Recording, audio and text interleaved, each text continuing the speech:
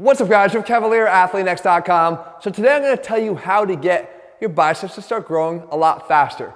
And it doesn't necessarily involve a lot of this. Now I know you guys know that I'm a fan of heavy barbell curls and actually utilizing a cheat curl to overload the eccentric. But we know that that's one mechanism of creating overload. We know that there are a lot of other ways to do that. And what I'm going to tell you here is you're going to want to start to trade in that bar for this bar if you're looking for faster gains. I'm going to tell you the reason for that because there is a very distinct reason for that.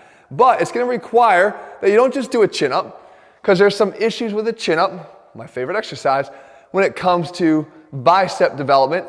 And there's a way to actually change the chin up if you want to enhance or speed up that bicep development, and it requires a few modifications. So here's what we do.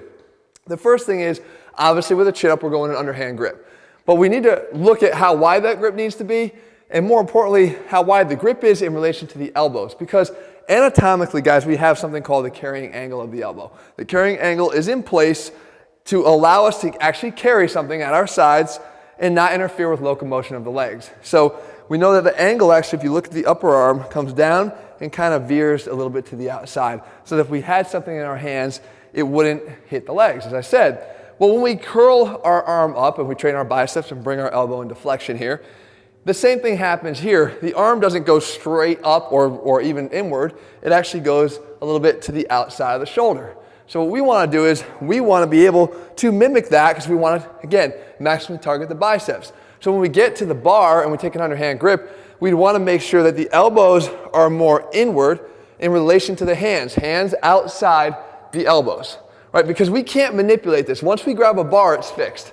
We can't change that. If we had a dumbbell, we could actually change the dumbbell in space as we curl it. But here we can't, so we have to set it up that way.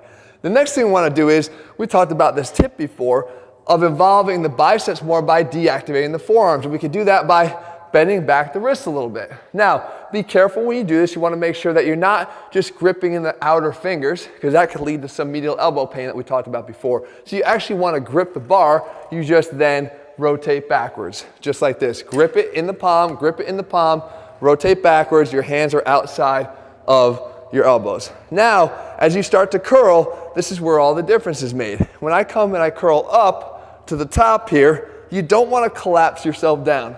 People talk about getting the chin over the bar, but what that really is referencing is your chin higher than the bar, not necessarily over the bar this way. Because when you close down that angle, you actually take a lot of the stress off of the bicep, and that's something that's going to take away from the effectiveness of what we're trying to do here. Because we know if I took a dumbbell and curled it all the way to the top, all the way to where it was touching my shoulder here, that I could stay here for a hell of a lot longer than I could, and if I backed it off even 10 or 20 degrees, kept more of an angle here, and therefore more stress from the force of gravity downward onto that dumbbell, onto my biceps, which is what we're trying to get. So why don't we do the same thing here? We want to keep that angle open. So as we come up to the top, we keep the distance, all right? And that distance is key. That distance makes a huge difference in what we're going to get from this exercise. So not closing down, but keeping that distance. We come all the way down. The fourth thing I do is I actually start to lean my body back just a little bit, because the motion is not even straight up and down, but it's this. Up and towards it. Lean back a little bit, come up and towards it. Never closing that angle down any more than that, but you're basically curling your body. If I had a curl bar down here, I'd be going in an arc. If I'm taking my body here with my fixed hands, I have to arc my body, all right? So it looks like this.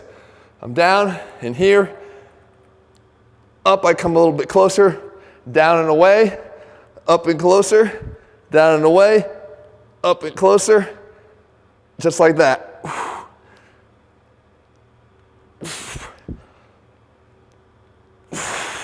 And you can see it's putting a number on those biceps.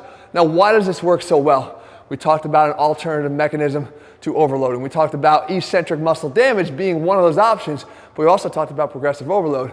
You'll be shocked at how much this will overload your biceps in a novel and unique way, because if you're used to just curling dumbbells or curling a barbell, you're likely not even getting as much stress on your biceps as this is going to do. If you weigh 180 pounds, some of it's going to be unweighted by your lats. We know that, but a great deal of it is going to be borne by the biceps, especially after you make these modifications. That might equate to a 120-pound load and you're used to curling 100 pounds on a curl, but are unable to curl a 120-pound weight. It's the ability to manipulate your body weight in space here that allows you to work with those strength curves and how they adjust along the path of this exercise that will allow you to start performing this with a heavier load and therefore start to see results you haven't seen from doing the other exercises that don't involve this. The final point I'll make on this, guys, is as a progressively overloaded exercise, what you would do is add weight when able. If you could do 10 or 12 or 14 of these without challenge, it's time to start adding more weight. You guys know I'm a big fan of this, working up even to 3 plates on a weighted chin. The fact of the matter is you need to make sure you're always challenging yourself.